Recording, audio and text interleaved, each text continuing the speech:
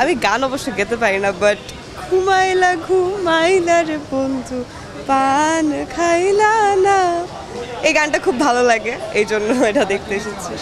হ্যাঁ বলা যায়, অ্যান্ড শরীফুল রাজ, এই জন্য ভালো লাগে, বাট নট আ ফ্যান।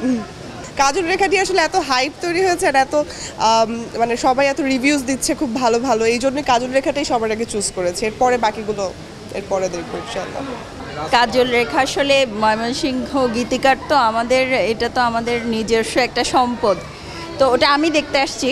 আর বাচ্চাদেরকে হচ্ছে ওরা মূলত পপকর্ন খেতে আসছে, ওরা আসলে মজা পাবে না মুভিটাতে জানি, তারপরও আমাদের কালচারটার সাথে একটু ওদেরকে ইয়ে করা, এটা আমাদের সম্পদ, আমাদের লিটারেচার। কেমন লাগলো কাজল রেখা? ভালো, সুন্দর, হিস্ট্রি সুন্দর, ভালো লাগছে। লোক কাহিনী তো এক্সেলেন্ট মুভি। আপু কাজল রেখা দেখলেন, কেমন লাগলো? সাংঘাতিক ভালো লাগলো, অনেক দিন পর একটা ভালো ছবি দেখলাম, খুবই ভালো লেগেছে। হ্যাঁ হ্যাঁ, নামের সাথে ওটা গল্পটা শুনেছি, ওটা নাকি পাঠ্য ছিল আমার মায়ের আমলে, শুনেছি।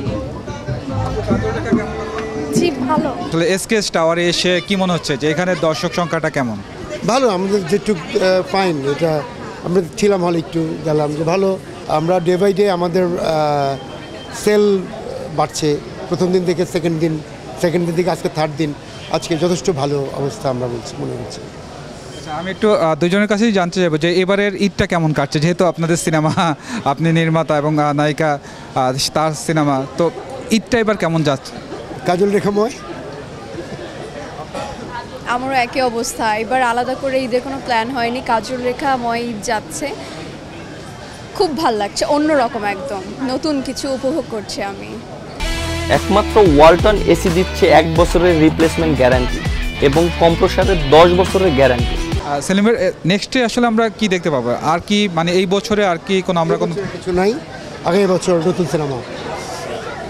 আর যেহেতু সামনে আমাদের পহেলা বৈশাখ, কালকে পহেলা বৈশাখে আমরা আসলে এই কাজল রেখা নিয়ে আর কোনো মানে আপনাদের কি কোথাও আর পাবো কিনা এরকম কিছু?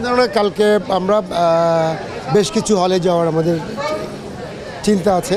পহেলা বৈশাখ ছোটোবেলায় কেমন কাটতো আর এখন কেমন? পহেলা বৈশাখ ছোটোবেলায় খুবই ভালো কাটতো, যেহেতু আমি নৃত্যশিল্পী ছিলাম, নাচ নিয়েই ভীষণ ব্যস্ত থাকতাম, এত প্রোগ্রাম থাকতো, কিন্তু এবার ঈদ আর পয়লা বৈশাখ কাজল রেখাময় আমার, তো এইটা আবার একদম নতুন, আমার এত মানুষের ভালোবাসা পাচ্ছি, নিজেকে বড় স্ক্রিনে দেখছি, এটা আসলে সৌভাগ্যবান আমি, খুব ভালো লাগছে।